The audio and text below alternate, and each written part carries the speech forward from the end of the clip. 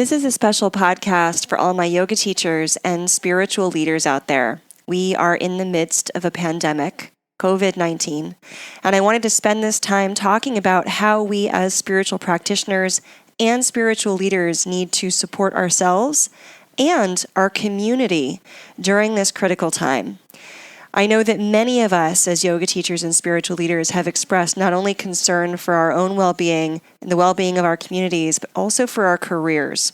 So this podcast will cover some things that you can do to support yourself and your communities during this time and hopefully alleviate your spiritual well-being, your emotional well-being, and those around you as we work through this pandemic. Welcome to the Modern Mystics Podcast. I'm your host, Alanna, the Yoga Doctor.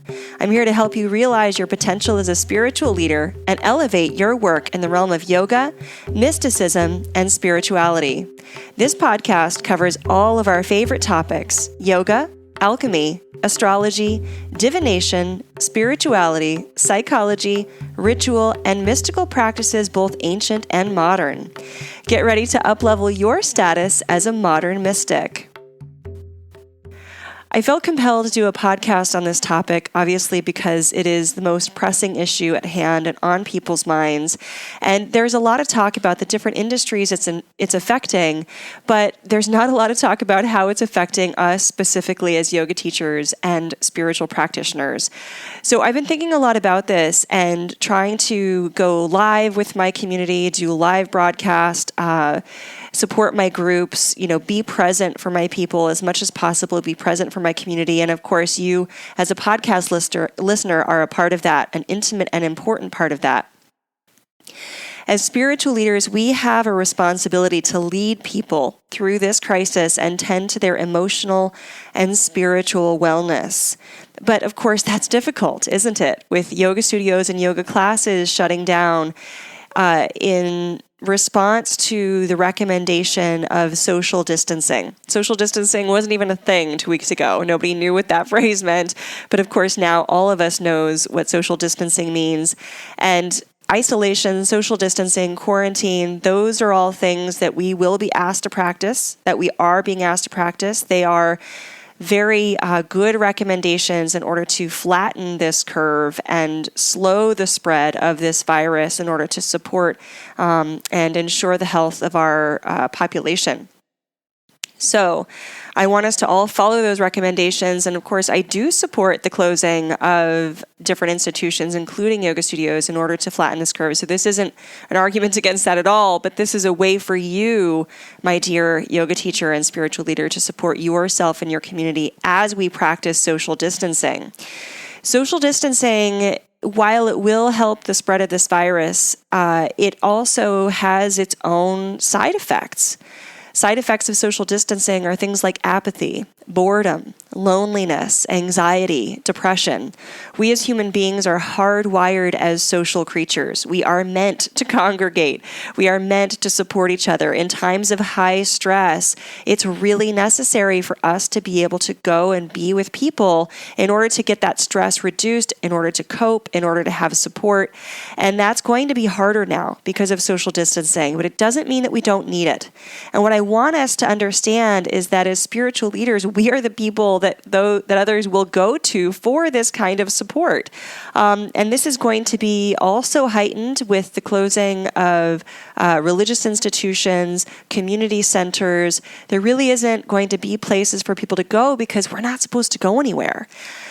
So let's talk about how to mitigate those side effects of social distancing for you as an individual, but also how you can work within these boundaries to support your community because you are their support. You are here to support them through crises exactly like this. And this is I hate to say this, but it's a great opportunity for you to stretch your wings a bit and for you to stretch your boundaries, for you to stretch your business as a yoga teacher and spiritual leader in this time so that you can continue to offer your gifts to support people through yoga practice and get them the support that they need, that you need during this time. This is so important. This is an incredibly stressful situation.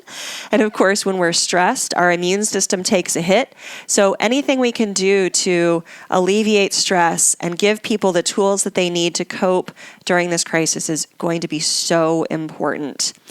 So we do need to address this on two different levels, as spiritual practitioners and as spiritual leaders. So I'm going to go through both during this podcast. I'm going to first spend time helping you as a spiritual practitioner, you as an individual, with some ideas and things to do to support yourself, increase resilience, and reduce stress during this pandemic as we address it in the best ways possible.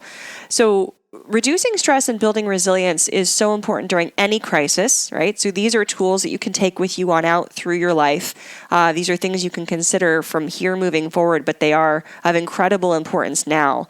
Again, resilience is important because if we don't have the support systems we normally do, it's our resilience that will get us through.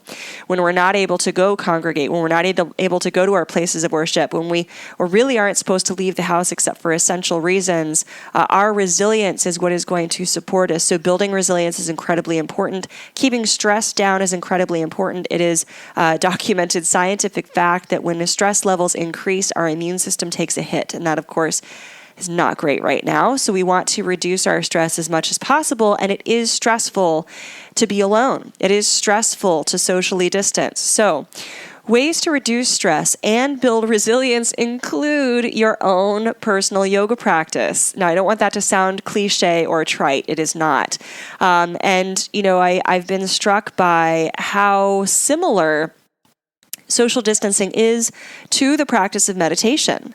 In meditation, we are meant to sit alone. We are meant to sit with ourselves. We are meant to go inside. Social distancing is like a great big timeout on our life. And it's an opportunity for us to actually fall in love with ourselves, to do some inner work, and to get to know ourselves better. If we can see this as an opportunity, then we can take advantage of it and actually hopefully do the best we can with what we're given right now. So in meditation, I love this metaphor. Meditation, it's like dating yourself. You spend 20 minutes, say, on the cushion, and that's like having a little 20-minute date with yourself. Can you hang out with yourself? Do you like yourself? What we want as a result of meditation is for us to essentially become our own best friend, to enjoy our own company. And that can take some work, weeding through some of the initial negative thought patterns that we have, moving through some of the initial reticence, working through some of the initial avoidance that we have. These are all beginning stages of meditation. Oftentimes when we start a meditation practice, we want to avoid meditation itself. We end up itching our face or adjusting because of some discomfort or checking our phone because suddenly, some important text may have just come in, although it probably didn't, and it can wait 20 minutes.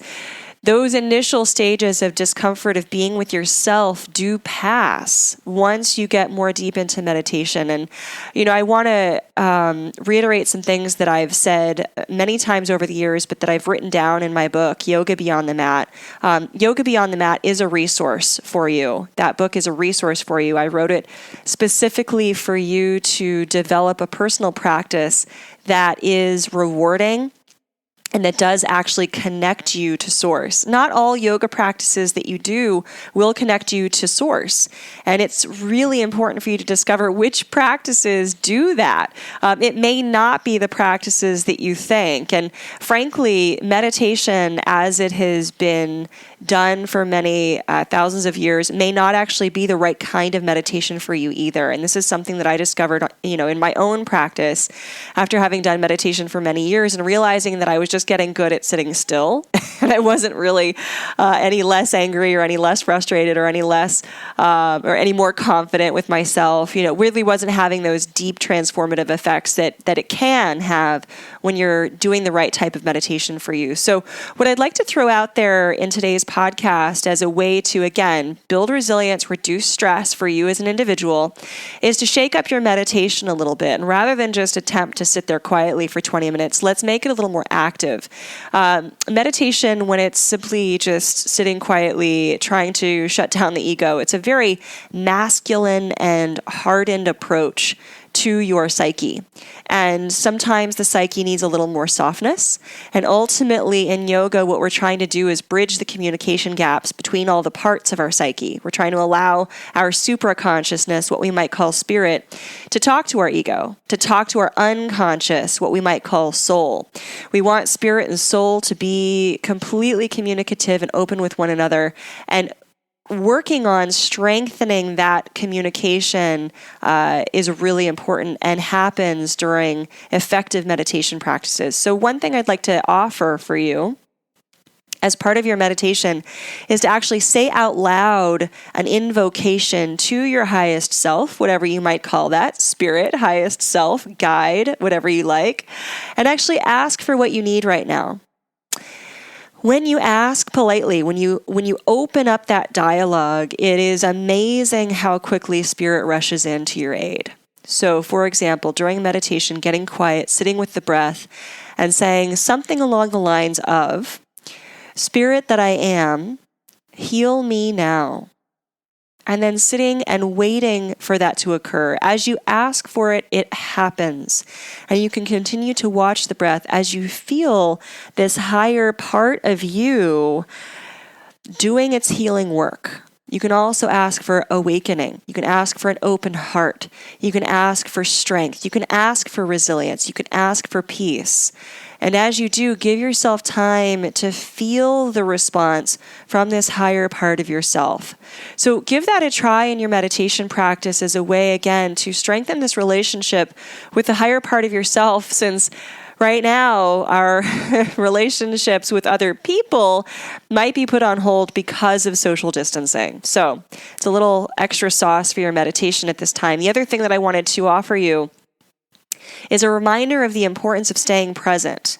Staying present, of course, it doesn't really get any more essential as our yoga practice. In fact, good old Patanjali tells us straight away in Yoga Sutra 1.1, Atha Yoga Nushasanam. Yoga is here and now. Yoga is now. Yoga doesn't happen at any other time. It doesn't happen in the future. It didn't happen in the past. The only time that yoga occurs is now. So the more that we can stay in the now, the better off we will be. And the other thing that the great Buddha taught us 2,500 years ago, this is old news, is that in the present moment, there is no suffering. Suffering occurs when we step out of the present moment and worry into the future. And of course, there's a lot of worry happening now. But what I want us to reflect on at this time is in the past, when we've had cause to worry, have we ever been happy that we did worry? Did we ever get to the end of an event or a circumstance and think to ourselves, my goodness, I'm so glad I did all that worrying because it definitely changed the outcome? Likely is that it didn't. And instead, worry probably put us in a negative mind frame and not a good decision-making mind frame. So I know it's easier said than done to just say, don't worry. But what I want us to do is actually give us a practice that helps us to refrain from worry. And the best thing we can do for that is to stay in the present moment. There is no worry in the present moment. I know that this might come as a shocking fact, but in the present moment, there are no problems. And we could say, well, no, wait, you're talking about a problem right now. You're talking about this pandemic. Yes, of course. But in this moment, in the clear, in the present moment, you have everything you need right now. When we can rest in the present moment, we are more resilient and we have better decision-making capacity in order to deal with what is happening at this moment in the best way possible. In this moment, we may be in social isolation or social distancing. And in this moment, we have everything we need right now. So getting hip with the present moment, remaining present will alleviate worry. It does build resilience and it reduces stress. So I've had a mantra that I've been using for many, many years. And, it's funny because I literally wrote the book on mantra. I have a book called Sacred Sound that goes through our favorite myths or stories behind our most favorite mantras. And while I'm a huge fan of Sanskrit and yogic mantra, of course, my most favorite mantra just happens to be in English. And it is, this is what's happening now. And I can't tell you how often I use that mantra every day, all day, to bring myself back to the present moment. And doing that helps me remind myself of what I can control, which usually is me. The only thing we really have control over is ourselves. And just helps to give me a reality check on, what I actually need to address, on the best decisions I can possibly make for that moment for myself. So I want to offer you that mantra too. This is what's happening now. It will help you to bring yourself back to the present moment again, which is where it's the only time that yoga occurs, and it helps to reduce worry, which sends us into the future. And that's one place that suffering can occur. So those are two things that you as an individual, as a spiritual practitioner, can do for yourself. Of course, as a yoga teacher and spiritual leader, you can teach these things to your students as well.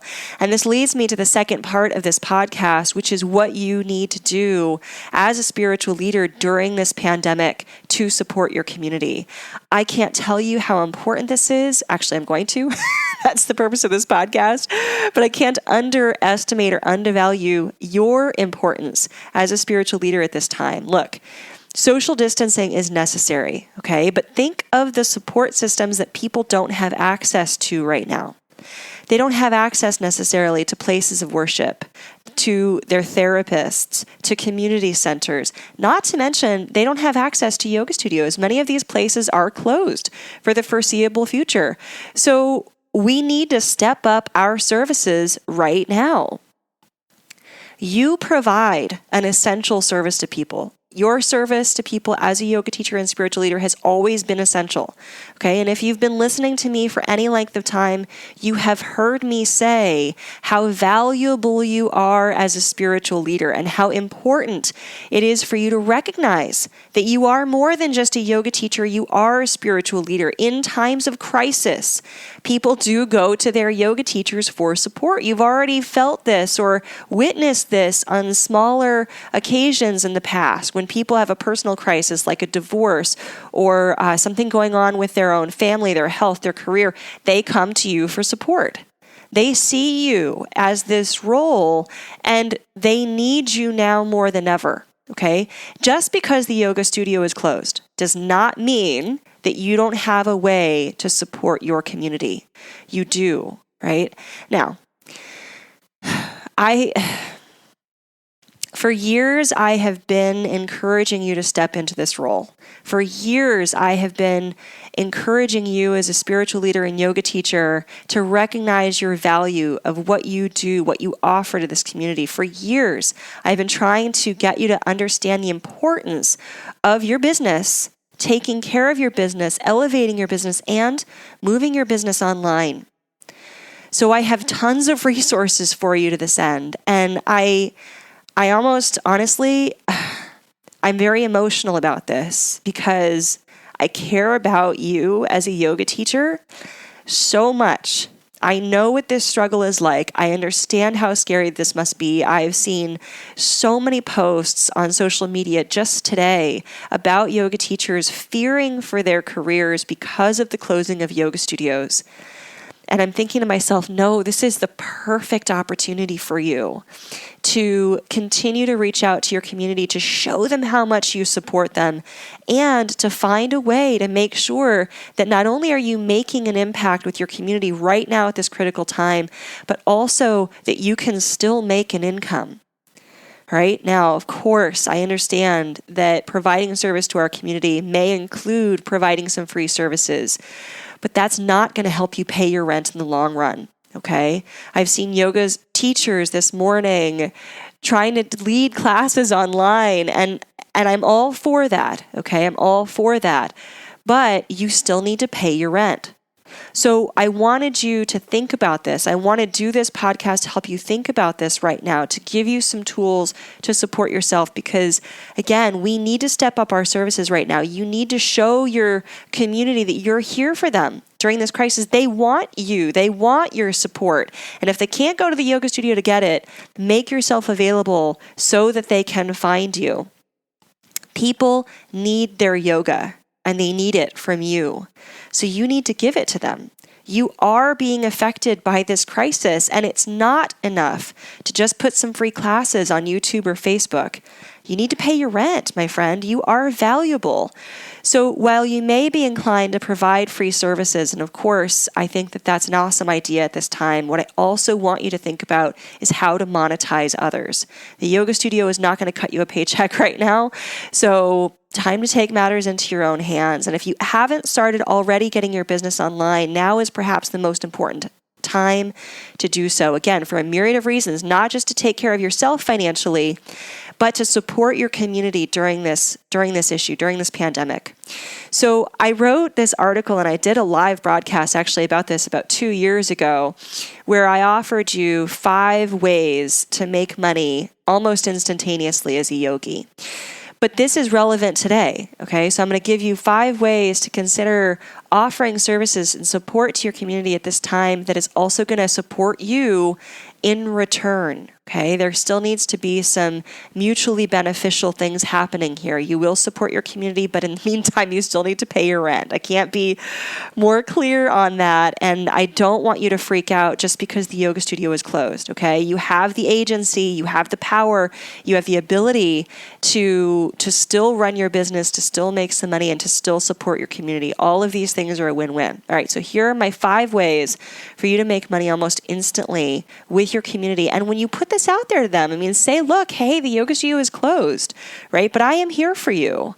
I am here to support you. Here are the things that we can do in the meantime, right? Here are the ways in which you can work on your practice and I can support you in that in the meantime while we all responsibly social distance ourselves. Okay, so number 1, offer a yoga review to clients. And there's multiple ways to do this. You can have your clients video them in, let's say, a specific pose. You could do like an asana tune-up. Hey, I know you've always wanted help with your triangle pose. Let me do that here for you from home. So maybe they video themselves with their phone doing a posture. They submit that video to you, and you offer either a write-up or a video in response to help them tune up their practice.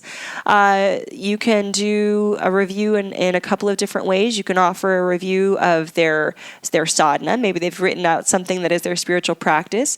You can even give them a customized yoga plan. It's number 2. Okay, create a customized yoga plan for your students. I mean, look, yoga originally was meant to be for the individual. We weren't doing it in group classes 150 years ago. So if your students have ever wanted an individualized yoga plan for their home yoga practice, is now not the perfect time for that.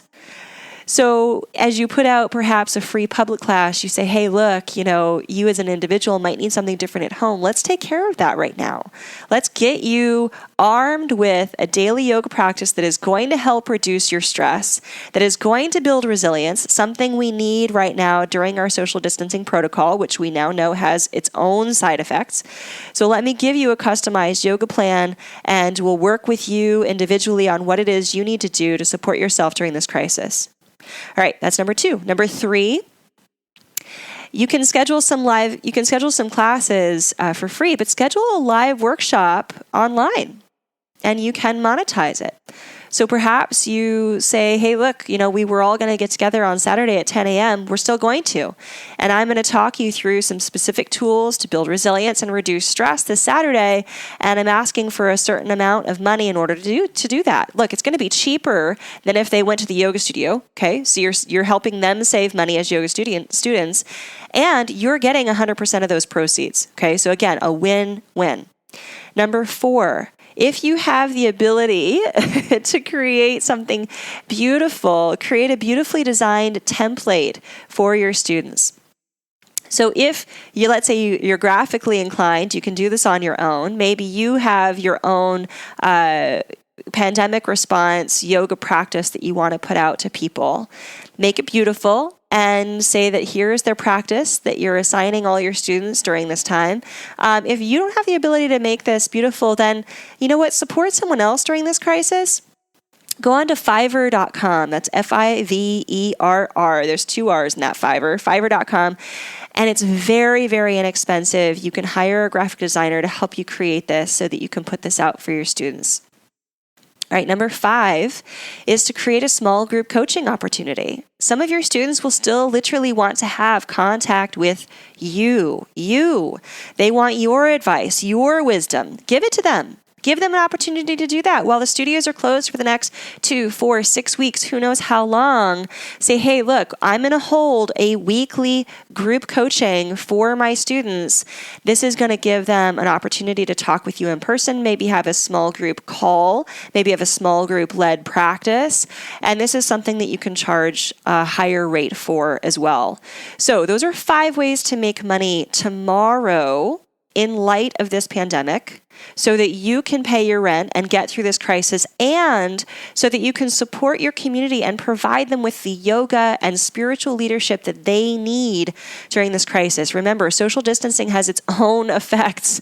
It's going to increase anxiety, depression, loneliness, disconnection. These are all things alleviated by the work that you do. You are needed right now, my friend. You need to be online. You need to be on social media with your people. You need to offer ways for your community to connect to you and each other. This is the principle of satsang. Satsang is a Sanskrit word. It literally means attachment to the truth. Sat is truth. Sangha means attachment. The idea behind this is that you have your community, your group of people who are attached to that greater truth, and you're their leader bringing them to that truth, all right?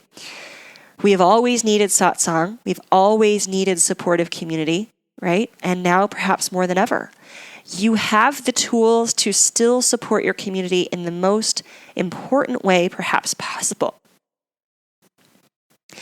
I want you to step up right now. I want you to do this. I am here for you. I am here. I have always been here for you. I am here for you.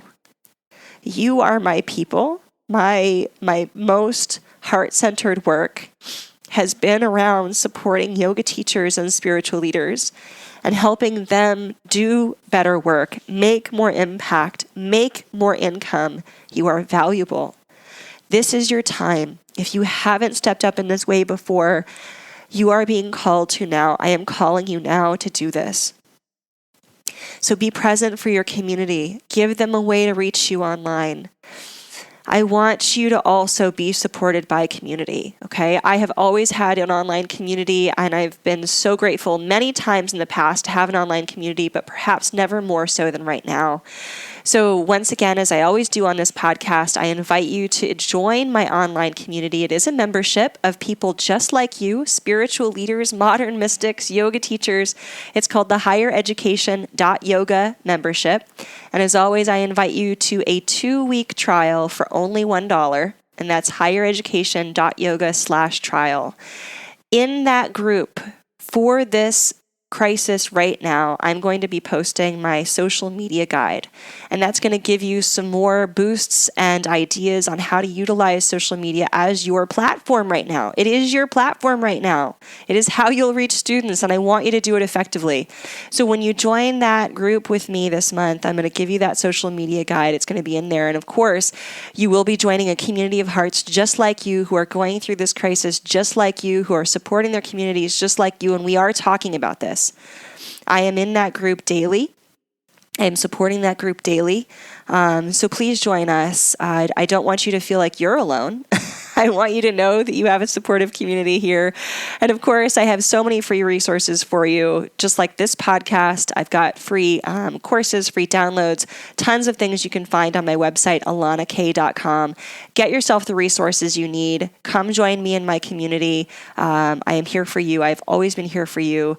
Let's support each other through this crisis, because honestly, we have larger communities to support, and it's time to, really address care for the caregivers too. So let me help you help others. Thank you so much for listening. Please take care of yourself. Please keep your resilience high, your stress levels low, your hands washed. Do everything that we are meant to do during this pandemic to flatten this curve, to get through this with as much health, well-being, spiritual sanity as possible. And I will talk to you soon. Thank you so much for listening. And, as always, just take care of yourself and each other. Namaste.